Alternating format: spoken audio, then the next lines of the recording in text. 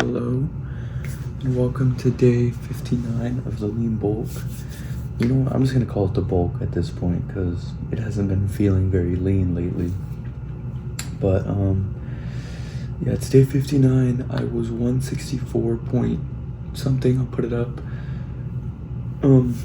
Honestly, I'm like looking forward to the day that I reach day 100, and I want to see where I'm at by then, because it's about to be day 60, which is a 2-month mark. I feel like I've been doing this for longer, honestly, but that is not the case. But yeah, I have my breakfast here, and before I show it, I'll show my oatmeal, which I'm toasting right now, and I'm gonna include it in the macros, which are these macros. And what else? It's exam day, and I am scared is the least I can say. But I guess we'll see how big of a hit my GPA is gonna take after this. But I don't know. I'm just gonna try not to stress about it, right? Because at this point it's out of my control, and I still have time to study considering it's 5, or it's about to be 6. But yeah, I'm gonna take my first exam at my friend's apartment because I don't want to go to the library and rent a room, because I probably won't be able to because it's too late now. But and then I'll have to go to biology class, or I'll have to go on campus to take my biology exam. But yeah, that's that. So let me show y'all my breakfast, which is, bro, I don't know what it's been recently with my bread, but they're all just getting the Rengoku treatment. They all just have a fucking massive hole in them. Even the bottom one has a hole. You can't really see it, but on the other side it's just like that. So bread, turkey, bacon, cheese, 4 eggs, 84 grams or 85 grams of egg whites, spinach, my cheeky yogurt bowl, which looks delicious, and then my peanut butter. What else? Yeah, I'm excited to be done with my exams and to just go to the gym and then come home and chill for the most part. I still have my Texas history assignment, which is due Friday, but yeah, I'll try and work on that today as well. But also, I think I should be able to go to the gym like around 4 or 5 today, which is good, so I can just get it done. And I'll make sure today to do my cardio, stretch. I stretched yesterday, I just didn't do my cardio, but there's no excuse today. So yeah, I will see y'all when I am eating my lunch, and I think I should be done with both exams by then, so I'll update on how those went. Goodbye. Okay, so I may or may not have just ate my food without recording my video beforehand, so all I have to show is the macros of what I just consumed. But I guess I was just so hungry that I just couldn't record my video. I'm just kidding, but I won't do that again. I also feel like I bombed my accounting exam, but oh well. Now I just have to do my biology exam and then be done for the day. So I'll see y'all when I am at home doing who knows what. Goodbye. Okay, it's currently 12:30 right now, and I'm eating my last meal. So basically, to explain why it's so late right now, when I got home and I was supposed to go to the gym, I was so tired that I fell asleep, and I woke up at 7:30, and then I went to the gym then, and I had to buy chicken from HEB, so I only did 40 minutes of cardio, which is okay because I was walking around campus today as well. But then I went to my car, and I was just like, not my car, I went to my dad's car, and I was just sitting in there watching TikToks for a little bit, and then I came home and I decided to make this massive plate, which looks insanely good. I still have like 400 calories, I think, ish. So I'll probably fill it with strawberries and like, I don't know, some random stuff. But the macros for this meal itself are right here. And let me show y'all how insane this looks. I made chicken and pasta with spinach. But what else? Today was back. It was a good workout. I still have to, technically, I have to read and I have to edit yesterday and today's video. But I don't know if I'm gonna read or not. Hopefully I do. But yeah, I will. I will read. So yeah, you will see me in a couple seconds when I am talking about what I read, and I will also have yesterday's video up for sure by tonight, and maybe today's video as well. Goodbye. Okay. That's embarrassing. I clicked the flash button and the flash is still on, but whatever. So basically I just got done reading Numbers chapter 9 and 10. And so chapter 9 is titled the second Passover.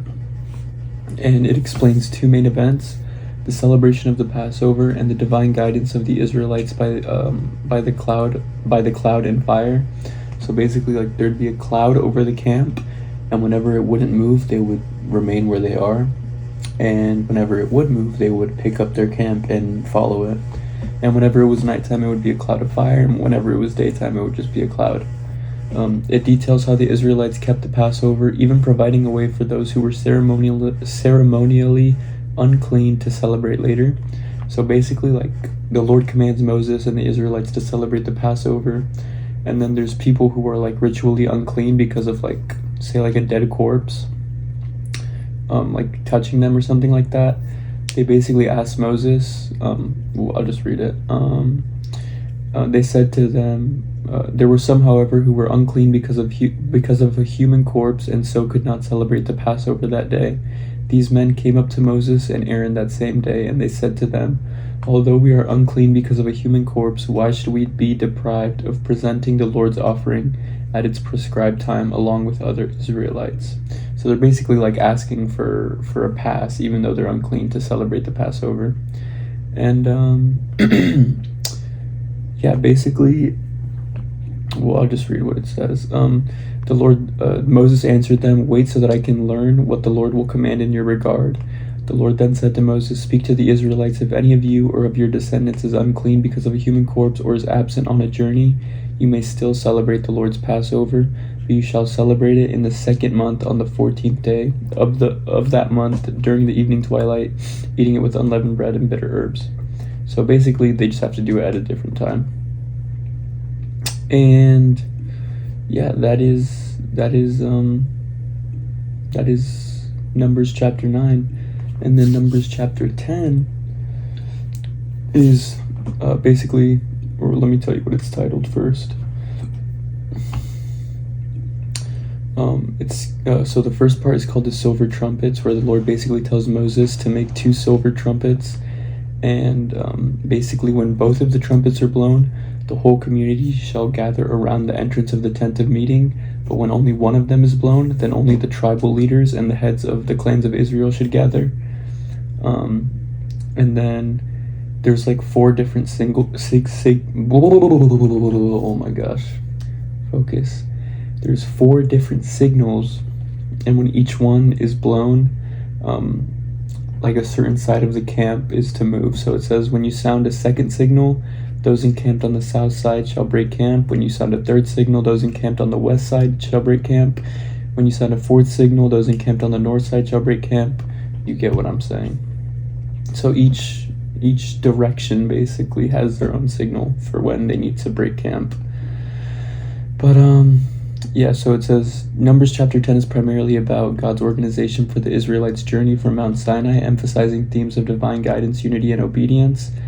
Key events include instructions for using 2 silver trumpets to signal the congregation and to break camp, the detailed marching order of the tribes led by the pillar of cloud and fire, and Moses asking his relative Hobab to join the journey as a guide. So basically, he asks that man to join them as a guide, and he answers and he says, "No, I will not come. I'm going instead to the land of my birth." And Moses said, "Please do not leave us. You know where we can camp in the wilderness, and you can serve as our guide. If you come with us, we will share with you the prosperity the Lord will bestow on us." And then that's where that ends. So I don't know if he changes his mind or what, but that is chapters 9 and 10 of Numbers. So honestly, I'm enjoying Numbers more than I'm enjoying the last book, which was Leviticus. And I feel like it's more because like it's more like storytelling instead of just like instructions, it feels like. But yeah, so that is it for today. It's 1:21. Look, this is what I'm eating. I ate one of these already. I love these so much. Whenever my grandparents visit, they bring me some of these usually, and they're so good. I freaking love going to Mexico and eating that candy specifically. But yeah, I had those, and then I put strawberries in this cup, but I ate them all. So I'll show y'all now the macros for the day. And yeah, I don't know if I mentioned it, but what was I this morning? Get out of my life. Notification. This morning I was 164.8. I'm probably sure I mentioned that, but I'm mentioning it again. Pounds, by the way.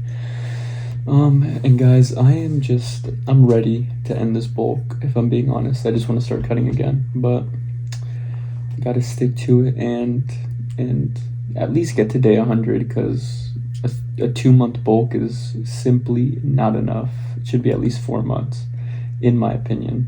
But this month is going fast. That's the one thing I like about like test weeks, is that like you feel like you like obviously you want the most amount of time before your test, so time feels like it's going by faster. And then when the test is over, all this time has passed and you don't even realize it because you were so worried about the exams. Speaking of the exams, I definitely bombed both of those, my biology and my accounting exam. Definitely my biology more than my accounting though. So, but you never know, maybe I got lucky. Highly doubt it, but what else? Also, I'll just talk about it tomorrow. Yeah, so if you're watching this, thank you. I appreciate it very much. And yeah, like if you want, comment if you want, subscribe if you please, and I'll see y'all tomorrow for day 60. Oh, day 60. Nice. So halfway point basically. Goodbye.